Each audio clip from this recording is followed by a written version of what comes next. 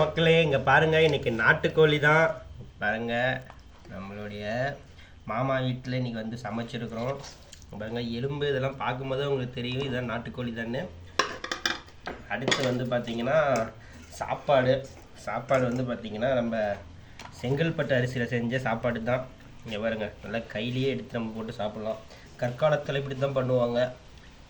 அந்த மாதிரி நம்ம கையிலேயே போட்டு பிசைஞ்சு இங்கே பாருங்கள், சாப்பாடு நல்லா வெந்துருச்சு, நல்லா கொலன்னு. அடுத்து வந்து என்னென்னா நாட்டுக்கோழி குழம்பு. இங்கே பாருங்கள், அப்படியே எண்ணெய் பாருங்கள் சைடில் எப்படி மிதக்குதுன்னு பார்த்தீங்களா. அப்படியே மேலே சாப்பாடு குளிப்பாட்டி அப்படியே இப்படி ஊற்றி சாப்பிட்டோன்னா அப்படி இருக்கும். பார்த்தீங்களா, எல்லாம் ரெடி. இது வந்து பார்த்திங்கன்னா நாட்டுக்கோழியோட லெக் பீஸு.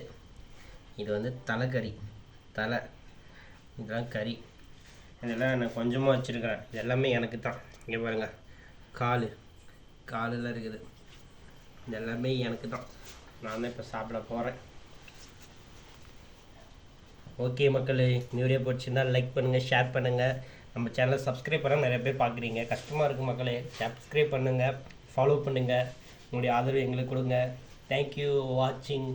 பாய்.